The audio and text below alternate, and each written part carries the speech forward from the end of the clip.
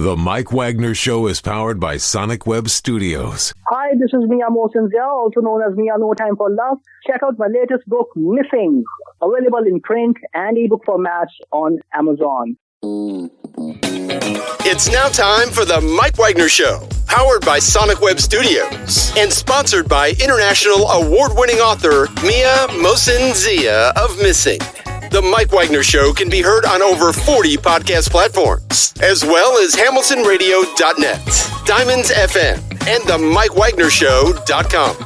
We can be heard in over 100 countries, featuring over 1,000 well-known and amazing guests throughout the globe. And named one of the top 100 global podcasts in the New York Weekly Times, Hollywood Entertainment News, Los Angeles Weekly Times, Apple, and Chartable. So sit back and relax and enjoy another great episode of the award-winning Mike Wagner Show.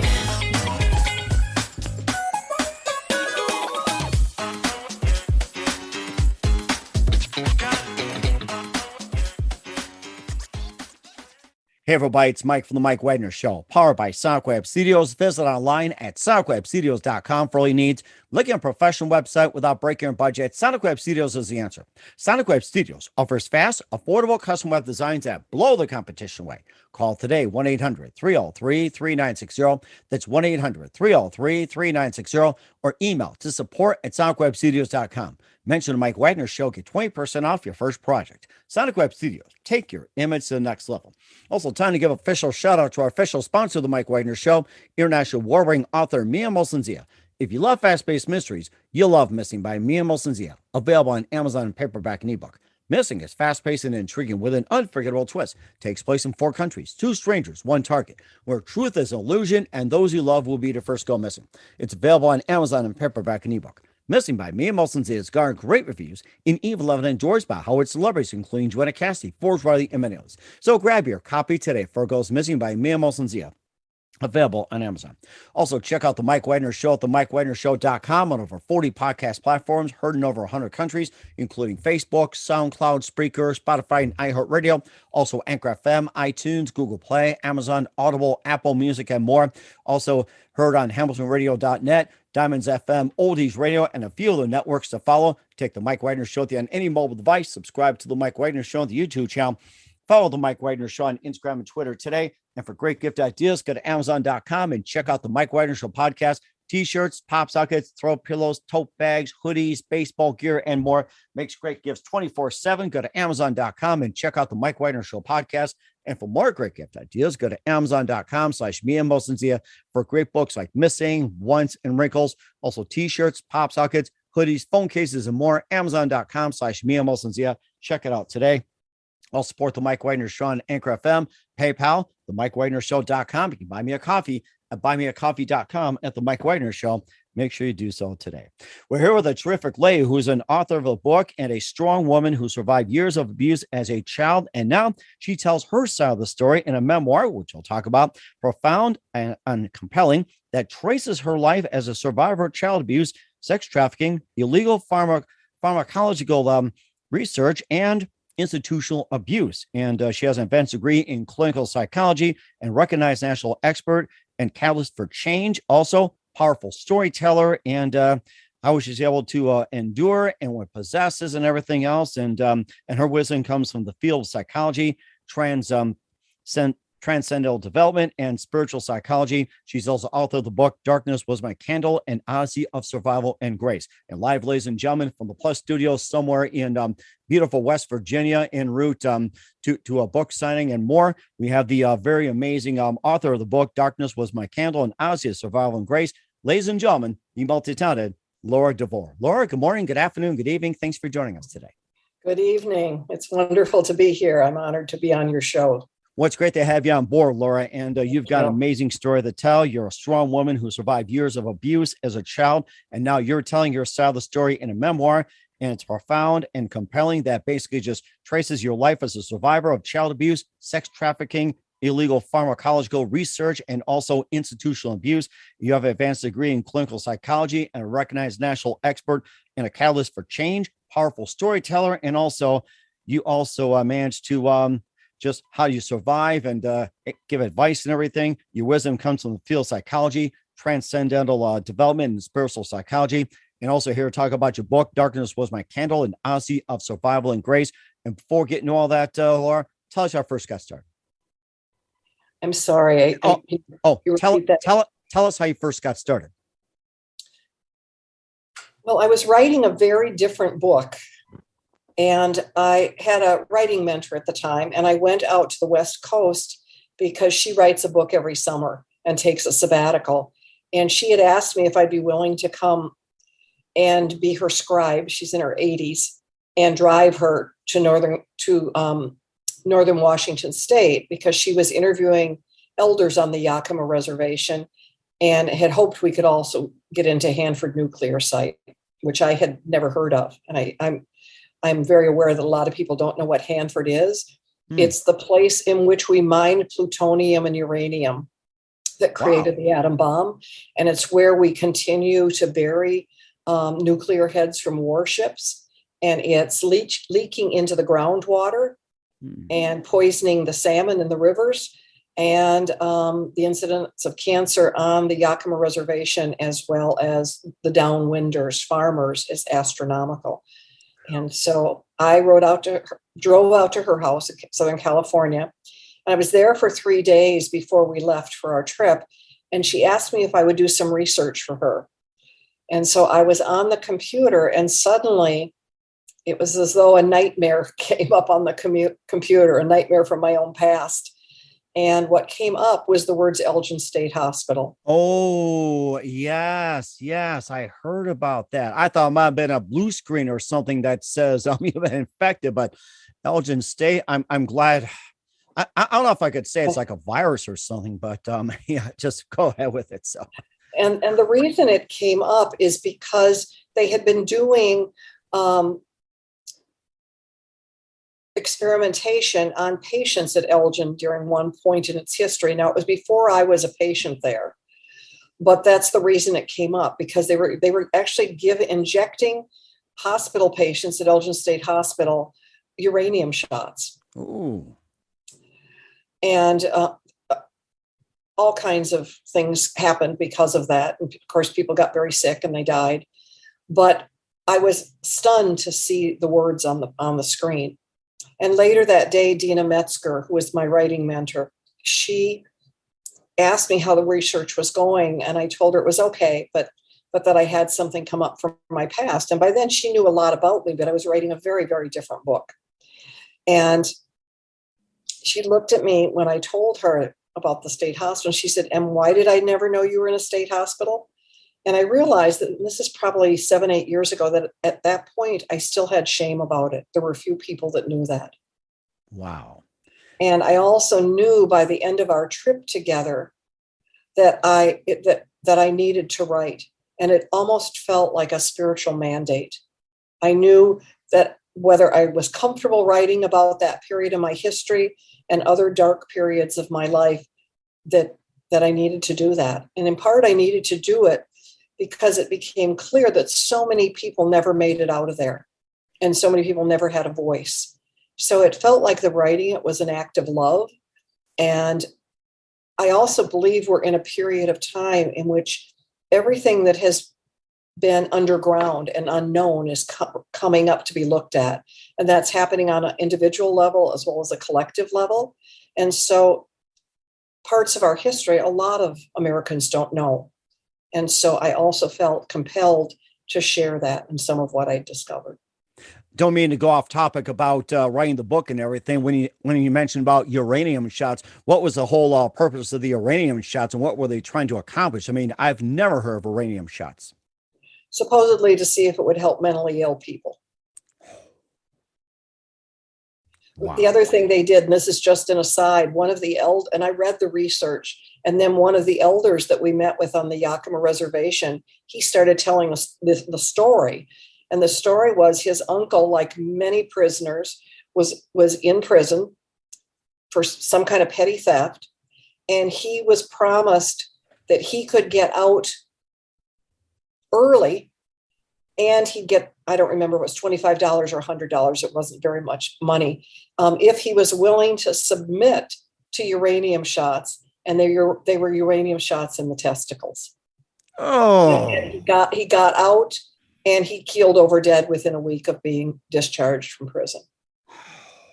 oh my goodness. So the only thing that I can discern is that during the Cold War years, we did a whole lot of stuff, in part because we were so afraid of the Russians. And so we did all kinds of research. And there are groups of people that are considered less desirables, and that's still true in our country. And because I'd been a foster kid and a kid whose life was pretty bad early on, I was considered a less desirable, which means you go into a hospital and they could do anything they want on you back then. Mm-hmm. And what are some of the other experiments they did as well, too? It's just like, you talked about some of the ones that went wrong, or what are some of the other experiments that said was successful, or was it okay? Well, first of all, let me tell you how I got to Elgin, because I think that that's sort of the beginning of that part of the story. It was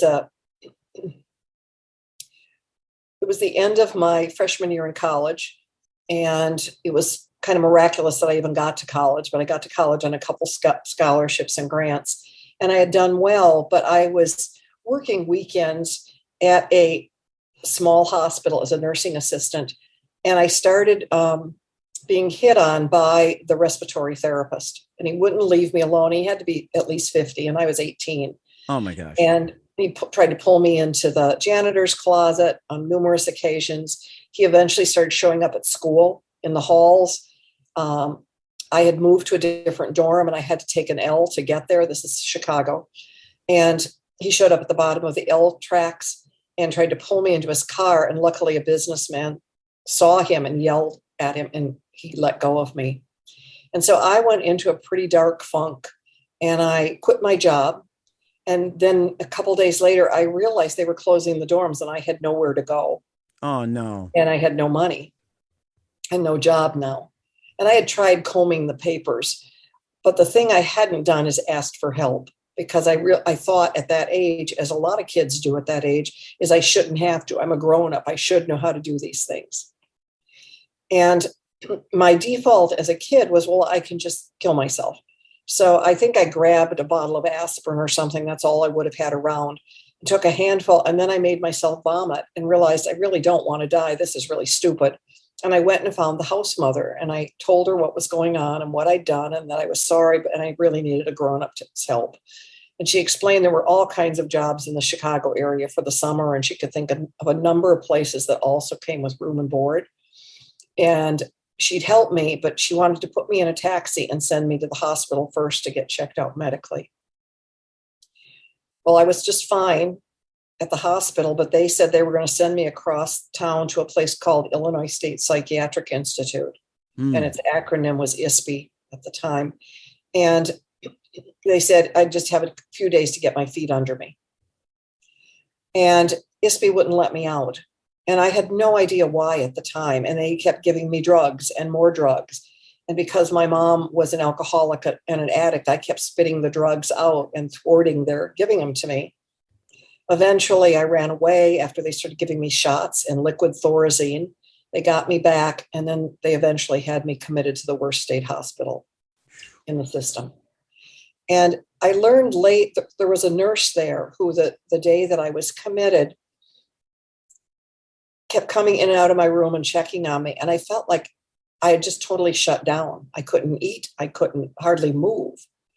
I'd gone from being 18 and having a promising career or period in school, an eventual career. I was going into education at the time. And she kept coming in and out of my room to check on me. And shortly before 11, she said, my shift ends at 11 and I'm coming in and sitting with you till dawn if that's what it takes to get you to have some feelings, or you're not going to survive where you're being sent. And I finally broke down in the wee hours of the morning, and she told me that she was going to do everything in her power to try to get me out. That I had not done anything wrong, that she felt it was probably illegal that I was being sent there. And it took her, I didn't see her for the next 8 or 9 months. She was a graduate student. She had 3 little girls. She was a Lutheran minister's wife. And in those days, there weren't highways. And so she lived about 3.5 hours away and worked weekends. Mm-hmm. And one morning she said she felt haunted by me. And she woke up and she thought, I'm going to call the hospital and just make sure she's really not there anymore. She was convinced that they'd figure out I was a bright college student and let me out. And I was still there, and she was shocked. So then she drove to Elgin that day, and then she continued to come. And it took me 15 months to get out. Wow. 15 months. Unbelievable. And my discharge papers say that I was on the same drugs that Illinois State Psychiatric Institute had put me on. And that was Thorazine, Stelazine, Mellaril, Librium, and Dilantin. And Thorazine was actually created as a form of a chemical lobotomy. So instead of getting a lobotomy by having, something done to your brain, it was done chemically. Now, was this like an experimental drug they were doing? It was in many ways. Wow. I don't know for sure if it was experimental at Elgin, but it was one of the many drugs that Illinois State Psychiatric Institute was experimenting with. Oh my gosh. And what were some of the other bizarre experiments that you had seen or witnessed? It necessarily was not involving you, though. No. And well, I was experimenting on with all of those drugs I mentioned. And Sydney Krampitz later told me, I found her when I was writing the book, and we actually went back to Elgin together, and we went to the archival library in Springfield. And she told me that the ISB, every floor had different research projects going on, and they frequently sent flyers out to the local hospitals looking for research subjects. And the floor that I was on was for young adults who had no family. And that's why I've been put on that on that floor. And that's probably why the hospital sent me there. Okay. All right. And then when you last visited the hospital, ever since you got discharged, were there any major changes that were made, like in terms of administration and processes and improvements or anything like that? What are some of the changes that were made? I don't know in terms of processes, but Bill Briska, the man who worked there and lives in Elgin, he told me that there had been changes, and there had been a number of investigations of Elgin. And we actually found a document at the archival library that's this thick, about 4 inches thick, that documents, they were actually the legislative department ordered an ongoing assessment of what was happening at Elgin, because people who had families were reporting it to the state because there were so untimely deaths. And this document's filled with autopsy results, etc. And one of the things that happened is they were incredibly overcrowded and had very few doctors and very few nurses. So often there was a nurse per 500 patients. Wow. 500? That's short-staffed. Who just set up medication in the morning, but then the rest of what happened during the day was the wards were run by aides and orderlies who had not been trained in medication management, and often over-medicated patients to control them. Wow. And so many patients died because of bowel impactions, because Thorazine creates horrible constipation. And they weren't giving anyone anything for that. And so over time, your body, continues to get more and more impacted until your bowel explodes and you end up septic. And so a lot of deaths were due to that. That is something, I'll tell you. And of course, you also have that in the book as well, too. You also documented in Darkness Was My Candle, and Odyssey of Survival and Grace. We'll find out more how you manage to survive and inspire others. But first, listen to the Mike Wagner Show at themikewagnershow.com, powered by Sonic Web Studios. Visit online at sonicwebstudios.com for all your needs. Look at a professional website without breaking your budget. Sonic Web Studios is the answer. Sonic Web Studios offers fast, affordable custom web designs that blow the competition away. Call today, 1-800-303-3960. That's 1-800-303-3960. Or email to support@sonicwebstudios.com. Mention the Mike Wagner Show. Get 20% off your first project. Sonic Web Studios. Take your image to the next level. Also, time to give an official shout out to our official sponsor of the Mike Wagner Show, international award-winning author Mia Molson-Zia. If you love fast-paced mysteries, you'll love Missing by Mia Molson-Zia. Available on Amazon in paperback and ebook. Missing is fast-paced and intriguing with an unforgettable twist. Takes place in 4 countries, 2 strangers, 1 target, where truth is an illusion and those you love will be the first to go missing. It's available on Amazon in paperback and ebook. Missing by Mia Molson-Zia has garnered great reviews and even loved and endorsed by Howard celebrities, including Joanna Cassidy, Forbes Riley, and many others. So grab your copy today for Girls Missing by Mia Molson-Zia, available on Amazon. Also, check out The Mike Wagner Show at themikewagnershow.com, on over 40 podcast platforms, heard in over 100 countries. Tickets with you on any mobile device. Subscribe to The Mike Wagner Show on the YouTube channel. Follow The Mike Wagner Show on Instagram and Twitter today. And for great gift ideas, go to Amazon.com and check out The Mike Wagner Show podcast. And for more great gift ideas, go to Amazon.com/Mia Molson-Zia for great books, merchandise, and more. I'll support the Mike Wagner Show on Anchor FM, PayPal, themikewagnershow.com. You can buy me a coffee at buymeacoffee.com at the Mike Wagner Show.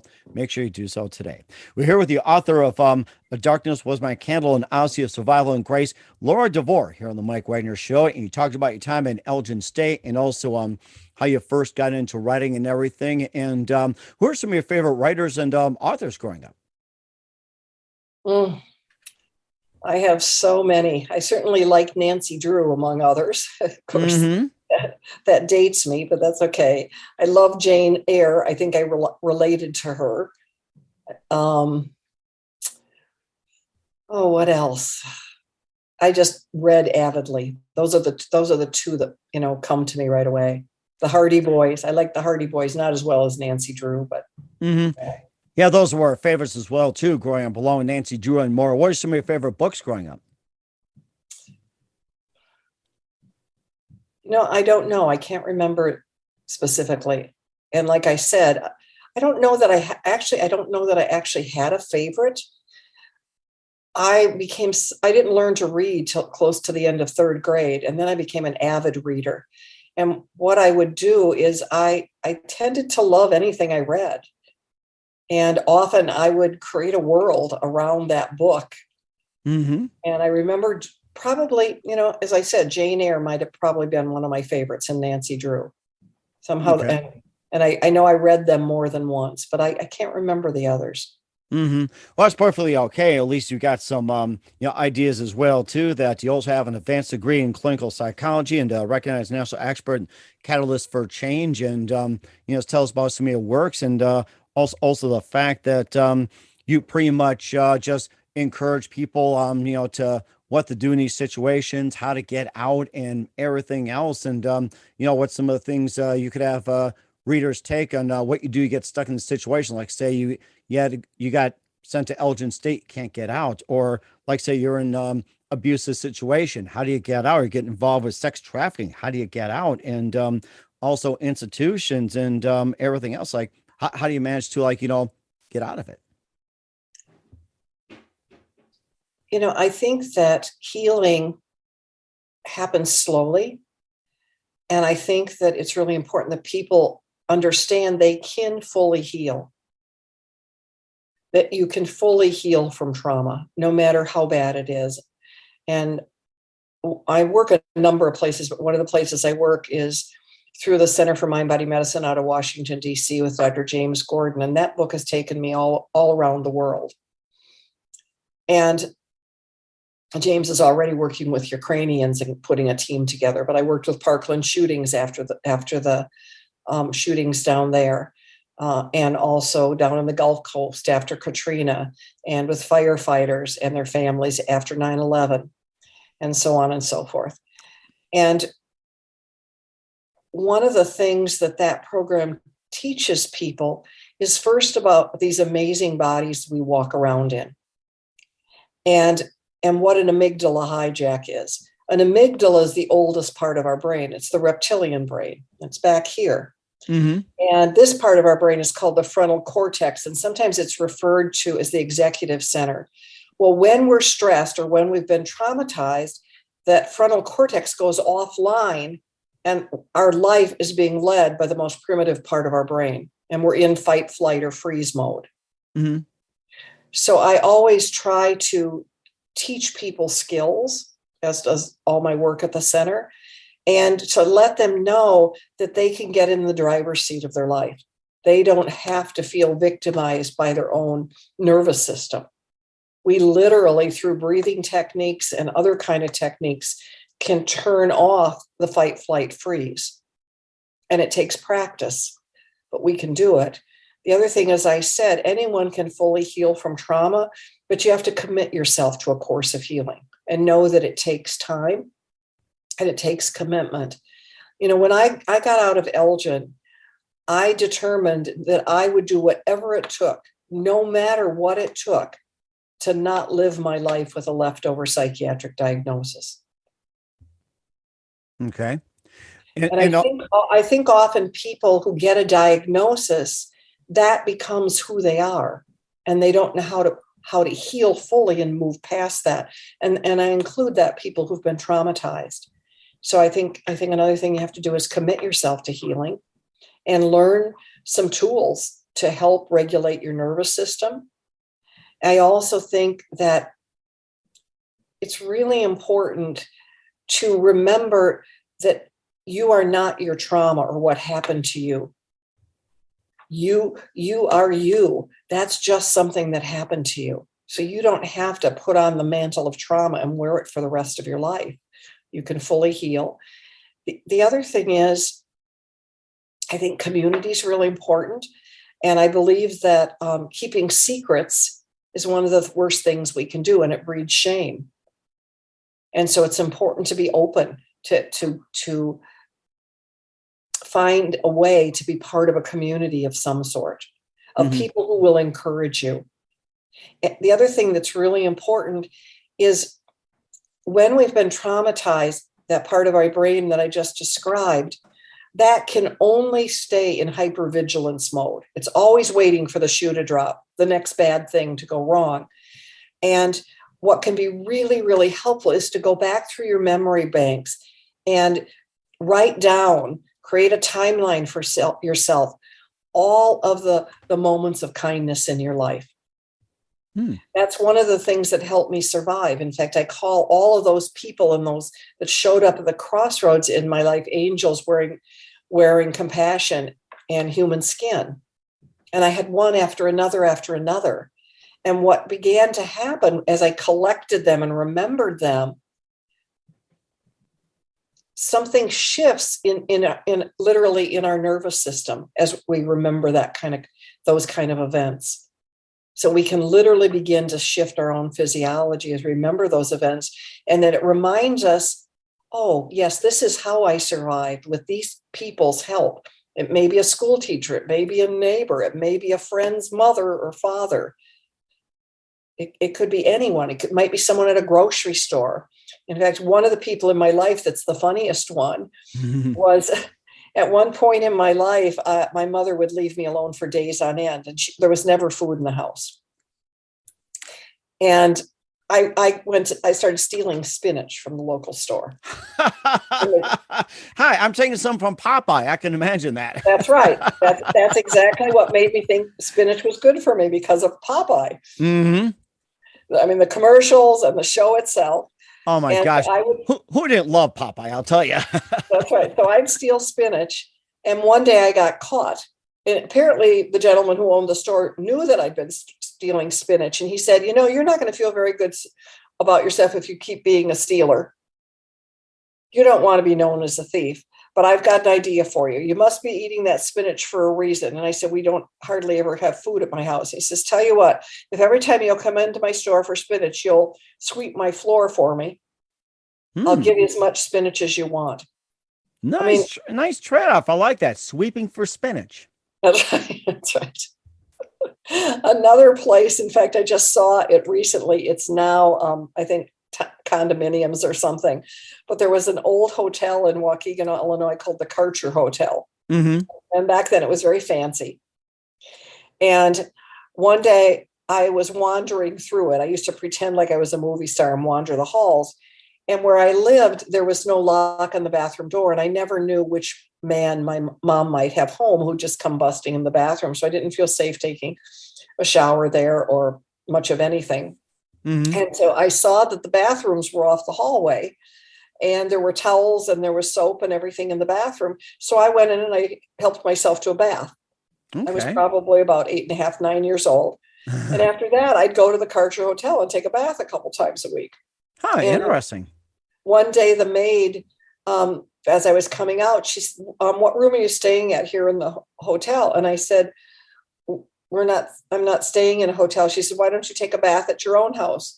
And I said, because there's always men there and the doors don't lock.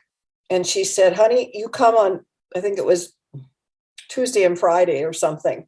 And I'll make sure you always have towels and what you need. And several times she left me bubble bath. Nice. And I'll make sure that you don't get in trouble. So that was another angel. And you didn't have to work for it either. You don't have to sweep, clean, or anything like that. No, that's right. That's right. But I didn't mind the sweeping. Mm-hmm. I think I'm getting some pretty good ideas here. Sweeping for spinach and bubble baths every Tuesday and Friday. And it's like, and I think we're trying to get some listeners some ideas and maybe what else we could, just somewhere along those lines, maybe say, I'm trying to think here. It's like, maybe like, feed a pet, get bread or something, or along those lines. I'm getting some really good ideas here. So it's important that people who are listening to this understand that we are not just our trauma. And by going back through your memory banks and just remembering the goodness in your life, because you wouldn't have survived. You wouldn't be alive if there wasn't some of that. Mm-hmm. And now there's been a lot of research on gratitude and practicing gratitude regularly every day before you go to bed at night. Mm-hmm. I practice gratitude and for what I'm grateful for that day. And every morning it can be helpful to set an intention. Mm-hmm. And one of my intentions is to be loving presence in every moment and every situation. And that might be by complimenting the person, at the drive-through coffee place. Okay. To try to help make someone else's day. Okay. And that helps us feel good as well as it's being kind and giving to another person. And you never know when you can have there's the possibility of changing the course of someone's day and even their life. Mm. And I think that seemed very lacking these days in today's society. And of course, social media can also impact as well, too. Besides, give them a compliment like you're getting coffee or saying thank you to a waitress or anything like that, or opening doors. What are some of the other simple acts of kindness that you can make someone else's day?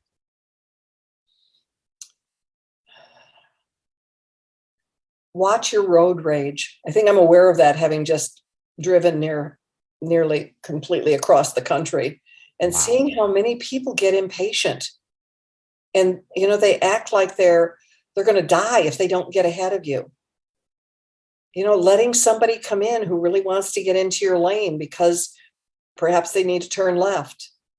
I think those are some things we can do. We don't have to be in such a big hurry. Mm-hmm. Some other things that we can do, not just but for others, but for ourselves, is to really understand that we're all so much more alike than we are different. And to appreciate that, to appreciate people's differences. And of course, that's something that a lot of people are having trouble with today and have a lot of trouble with. There's so much divisiveness now. Mm-hmm. It doesn't. One of the things that I learned is that we can't necessarily walk an entire journey with someone, but it's the quality of our presence that makes a difference. And I want to repeat that because it's so important. The quality of our presence is what makes a difference. And an upstairs neighbor named Dale Foss, who I only knew for less than a month, when she was moving away, I fell apart. At that point in my life, I felt like an alien who'd come to a planet that was hostile. I didn't know one nice adult, one adult that could even tolerate kids, let alone like them. I'd never heard the word love. I knew no tenderness. I'd already had one suicide attempt at that point. And when I went to say goodbye to Dale, she was an upstairs, she lived in an apartment above us. I just broke down. I started to sob and I said, "You can't leave me. I just found you. You can't leave me." Mm-hmm. And she pulled me into her arms and was rubbing my back and just kept saying, "I love you. You're such a good girl. I love you." I'd never heard those words, but as she said it, something came alive in me. And I knew, I literally had this aha moment of, oh, that's why I'm here, to learn how to receive this thing called love and how to give it. And from then on, it was like my guiding star. And I believe that many, many spiritual traditions today, and the great spiritual traditions, talk about that's why we are here, is to learn to love and to learn to receive it. And thus the title of the book, Darkness Was My Candle, an Odyssey of Survival and Grace. And how'd you come up with the words, Darkness Was My Candle? We'd love to hear about it. You know, there were periods of my life that was so dark, that was so hard, but I really believe that in that darkness, something can grow, that darkness that I'm referring to is much like the darkness of winter, when it looks like nothing is growing, particularly in the Midwest. I don't know about where people are listening. I know you know what I mean from North Dakota. 9 months of it, I'll tell you that. And we have almost winter, definitely winter, and construction season. That'll give you an idea. So that's right. But there's a time in which everything that normally grows is dormant during whatever kind of winter people have, but it's particularly pronounced in the Midwest. Mm-hmm. And it'd be easy to assume that nothing's going to happen, but something is happening. Something's pregnant deep in the earth. And of course, then we often see those in the Midwest as these tiny shoots of tulips and the grass greening and wildflowers, etc. And that's what was happening in the darkness inside my life. There was something growing and blooming, but it was growing in the dark for a long time until it came out to the light. That is really fascinating. And of course, lastly, what can readers get from after reading the book? I believe they can get hope as well as inspiration, and for two reasons. There are so many people that believe that if you have multi-level trauma and even a single traumatic incident, you'll never be the same. And the truth is, you won't ever be the same.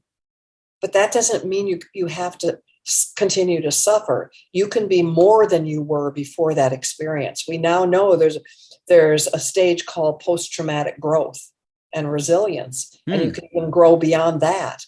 And I think people grow from being a survivor to being a thriver, and to post-traumatic growth and resilience.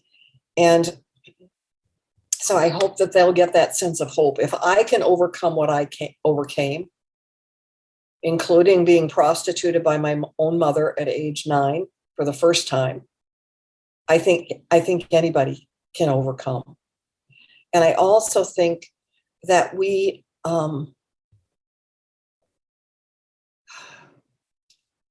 got to begin to practice self-love.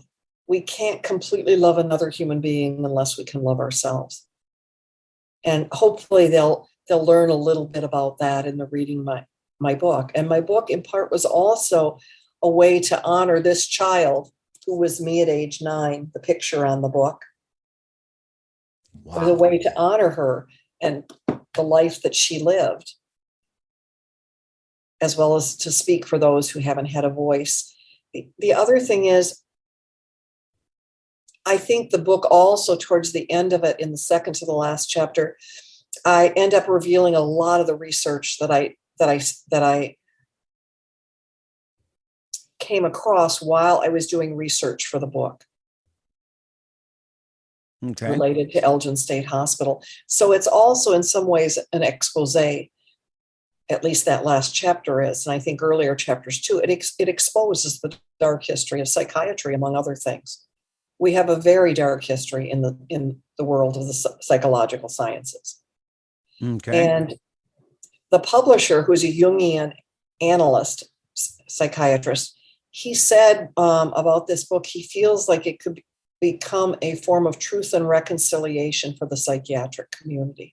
And I also believe that psychiatry has to change. And there are many systems that need to change. Mm-hmm. And I think people will become much more self-aware, as well as much more aware and insightful about a number of things in their own life, as well as our community's lives. That is very important as well. And very, very, I'm just touched by it too, Laura, I got to say that. And where can we find your book, Darkness Was My Candle, and Odyssey of Survival and Grace at? It's in Barnes & Noble and Amazon and Confer Books and Target. And I think it's also in Walmart, somebody told me. Okay. You can get a lot of different places. Also, my website is loradevore.com. There's a lot of information on there, so I invite people to go and take a look. And we will certainly do so. What's coming up for Lora DeVore later on this year, we'll find out just 1 minute. You listen to The Mike Wagner Show at themikewagnershow.com, powered by Sonic Web Studios. Visit online at by official sponsor of The Mike Wagner Show, international warring author Mia Molson Missing, available on Amazon and paperback and ebook. We'll be back with author Lora DeVore of Darkness Was My Candle and Odyssey of Survival and Grace after this time out. The Mike Wagner Show is powered by Sonic Web Studios. If you're looking to start or upgrade your online presence, visit www.sonicwebstudios.com for all of your online needs. Call 1-800-303-3960 or visit us online at www.sonicwebstudios.com to get started today. Mention The Mike Wagner Show and get 20% off your project. Sonic Web Studios. Take your image to the next level. Hey everybody, my name is Forbes Riley, and I'm an American actress and a TV host. And I was delighted when I got my copy of Missing, which is Extraordinary Relation of Ordinary People based on a real life relationship. It's well written. It's amazing. You know, it talks about a man who has lost his wife and his daughter, and it's very well done. I'm going to highly recommend that you go get your copy of Missing. It is a powerful, exciting read. Mr. Mian Moshe Zia. He is the author of Missing. And I want to give a big shout out and a kiss all the way halfway around the world to my dear friend. Check him out at Mia's website. It's called www.miamoshenzea.com. Missing, available on Amazon. Again, I'm Forbes Riley, and I will see you again soon. Bye-bye. Hey, this is Ray Powers, and boy, are you in luck. Right place, right time. Tuned in to The Mike Wagner Show. You heard me. We're back with author Lora DeVore on The Mike Wagner Show at Darkness Was My Candle and Odyssey of Survival and Grace. Very compelling story. I dare you be a masterful storyteller. I learned a lot from you as well. And what else can we expect you in 2022 and beyond, Laura? Well, I suspect the rest of 22, I'm going to be promoting this book a lot. I've already done a tour to the West Coast and done some work through, I've done a lot of interviews, but also I'm really interested in beginning to open the world of awareness to people in universities. So like after this tomorrow, I leave for Allegheny College in Cumberland, Maryland, and do a number of events. And I'll eventually go down to Houston and back to the West Coast and then back to the East Coast this coming year. So I'll be going to be doing a lot of that kind of stuff. Wow, you're going to be all over the place, which is amazing. And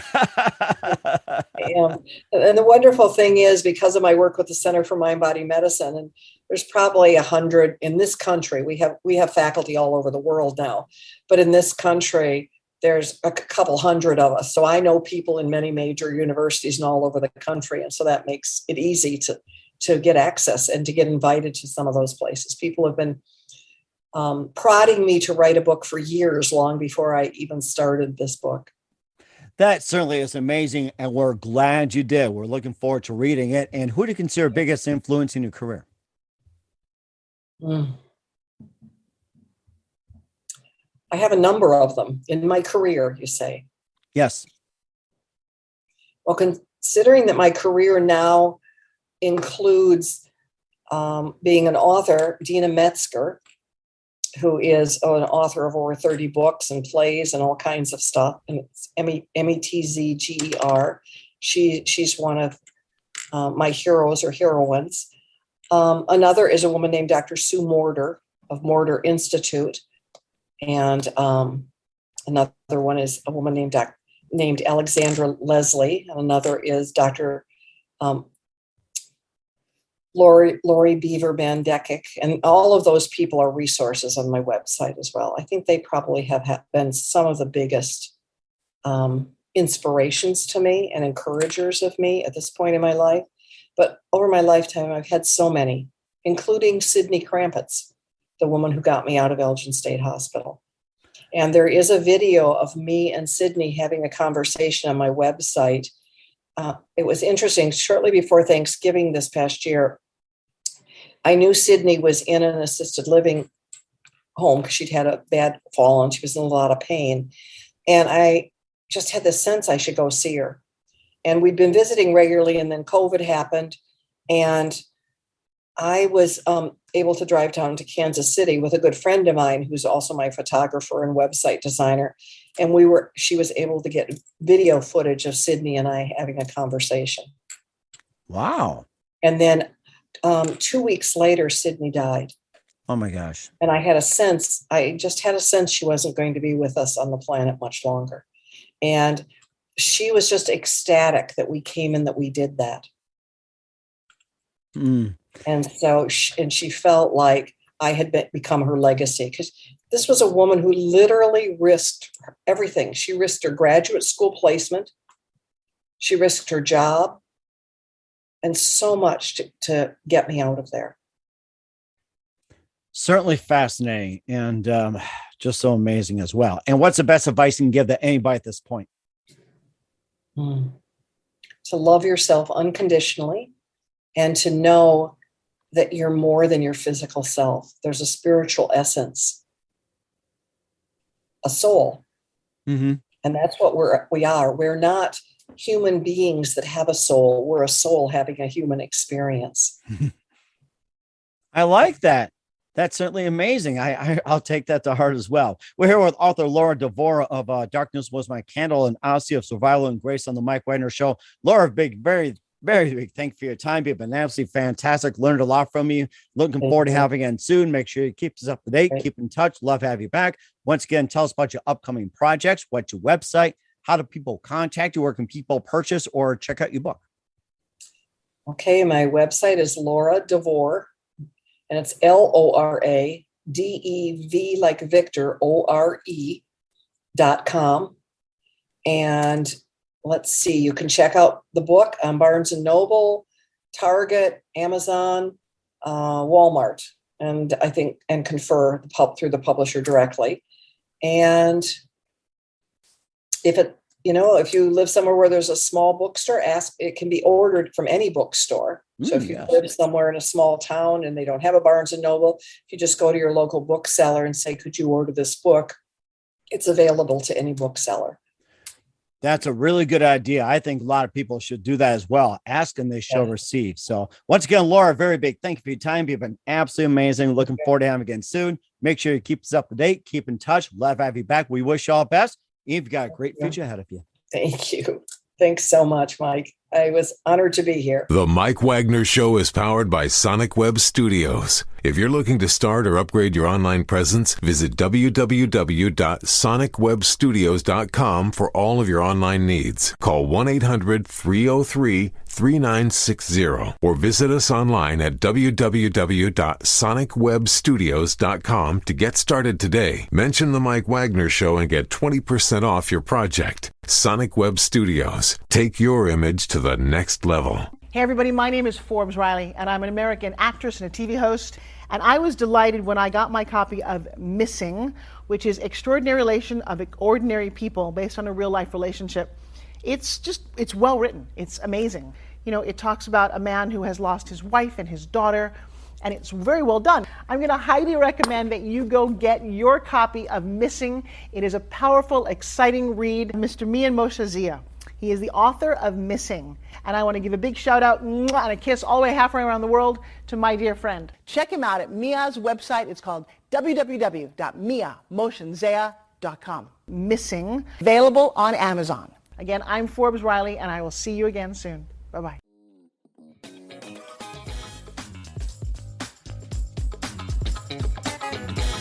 Thanks for listening to The Mike Wagner Show. Brought to you by international award-winning author Mia Mohsen-Zia of Missing. And powered by Sonic Web Studios. Be sure to join us again on over 40 podcast platforms. And of course on the mikewagnershow.com, hamiltonradio.net, and Diamonds FM. Don't forget to support our program with a generous donation at themikewagnershow.com. Thanks for listening.